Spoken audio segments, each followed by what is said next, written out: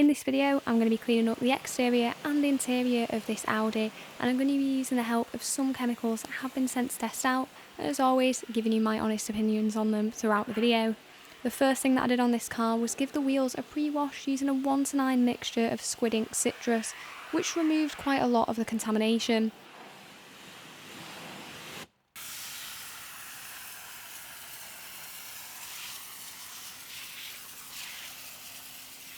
I then went in with the new version of Squid Ink's Blue Lagoon wheel cleaner, and you can use this in a few different ways. You can use it in a regular trigger spray bottle, as a wheel shampoo in the bucket, or in an ACHQ foamer.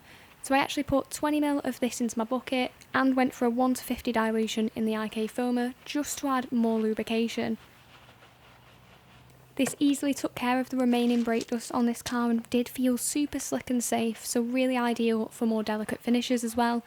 It's highly dilutable, so the cost per wash is really good too. And it has the added benefit which most wheel cleaners don't have, in that it smells very, very nice too and has a lovely cola scent.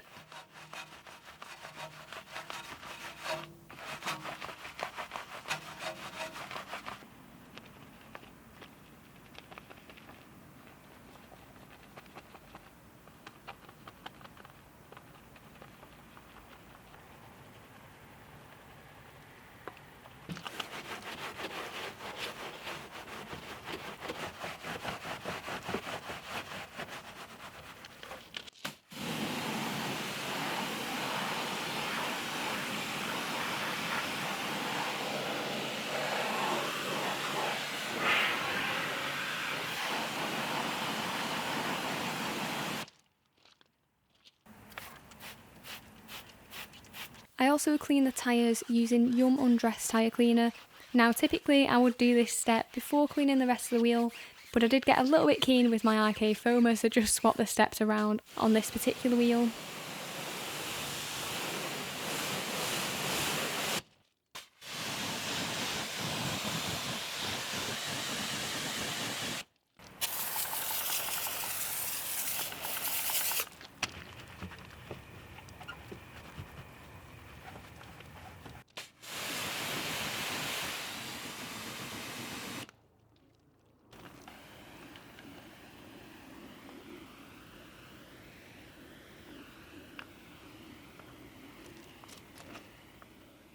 The next thing that I did on this car was kick off the pre-wash with a 1:9 mixture of that Squid Ink Citrus in the ACHQ sprayer. I then followed up with Squid Ink's Alcafrost Snow Foam and a 1:15 dilution in the foam cannon. This combination is absolutely perfect for dealing with winter grime, and you can dial the dilution ratios up or down depending on how dirty the car is. This has been a go-to combination of chemicals for me for quite a while now, as it's just really effective and also economical.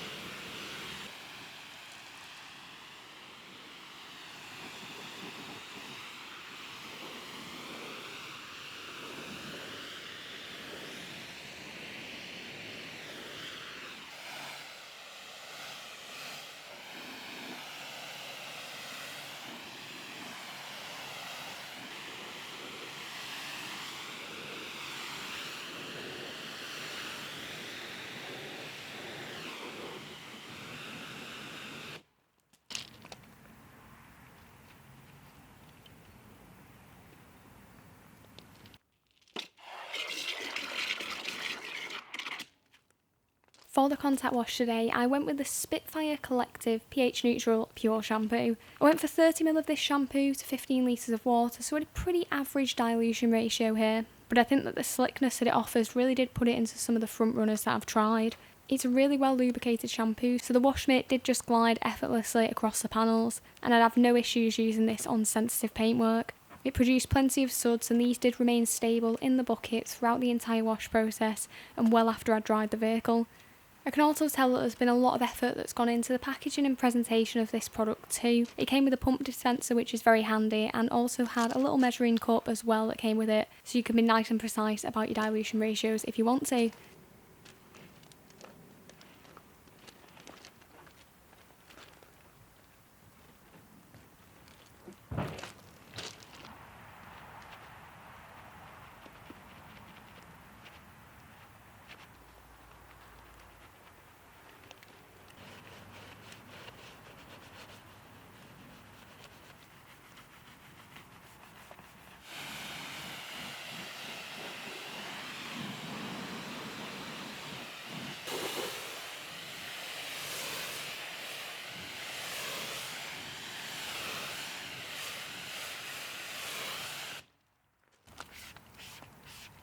In order to add some protection to these alloys, I went in with high definition detail bead coat, which can be used as a spray and rinse sealant, which is really handy especially for protecting alloys like this, which have a relatively complicated design.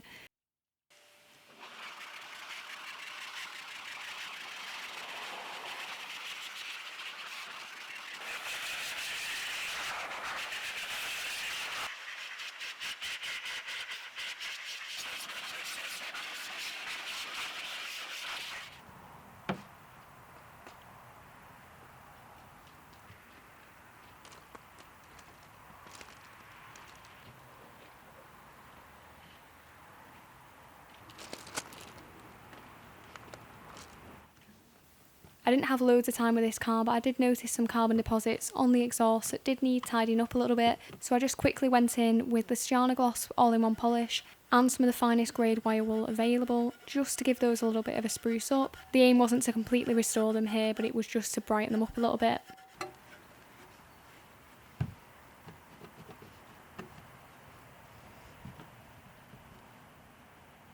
I wanted to apply a glass coating to this car, so I first went in with the Tack Systems glass polish. I did go in a couple of times with this glass polish, and I probably should have used it on a dual action polisher just to speed things up a little bit, but in the end I was happy that the glass was contaminant free.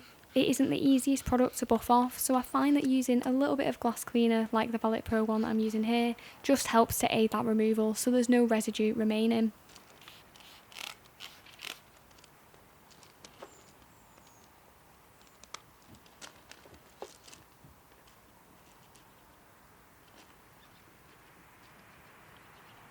I protected the paintwork here using the Spitfire Collection Ceramic 1 detailer, and I was really impressed with this product. I found it very nice and easy to use despite it actually being a pretty humid and relatively cold day, and generally in these kind of conditions quick detailers and spray sealants run the risk of going a bit smeary. This wasn't a problem here at all though, and I just used one microfiber cloth to apply the product and a second to buff it off a few seconds later.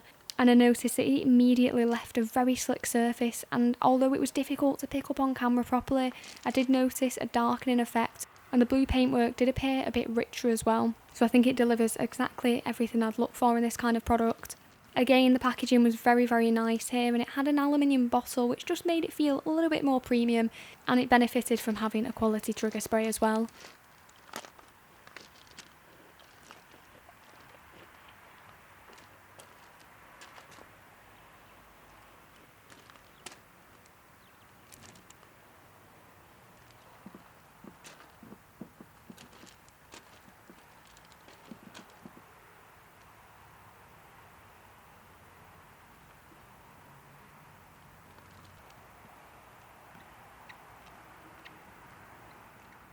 In order to coat the windscreen, I went with Soft 99's Glaco DX coating. Now this isn't quite as durable as its big brother, Glaco Ultra, however it should last around 4 months on this vehicle, and it does have the benefit of being slightly more hydrophobic as well, so the water tends to roll off the windscreen at lower speeds. I also topped up the existing protection on the rear and side windows on this car that were already repelling water quite well, just using the Soft 99 Glaco Cleaner, which is ideal for maintaining existing protection. So on my own car I typically use this product every 2 to 3 weeks, and it really does kind of keep my glass coating going indefinitely.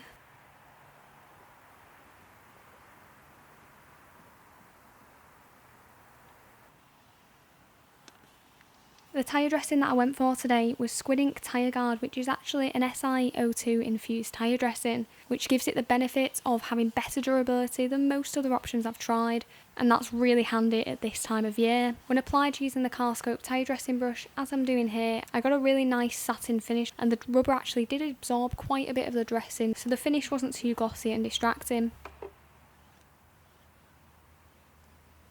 The interior on this car also did need a bit of a refresh, so I thought I'd film this process too. I first started off, as usual, by removing the floor mats and then vacuuming all the surfaces, using both the crevice attachment and brush attachment on the more delicate areas.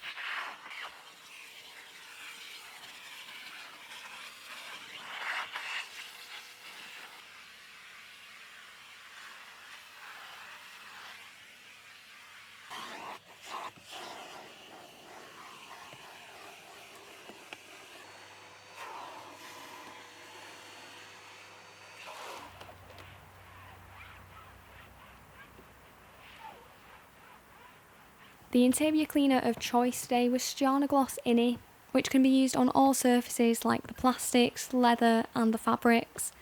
On the areas that just had a little bit of light dust and fingerprints, I just went in with a microfiber towel and a bit of the cleaner and wiped it over, then flipped the cloth to remove the excess residue. But on the leather surfaces which looked a bit shiny, and also on the textured plastics, I went in with an into detailing scrub pad in order to provide a little bit more cleaning power, but without being too aggressive.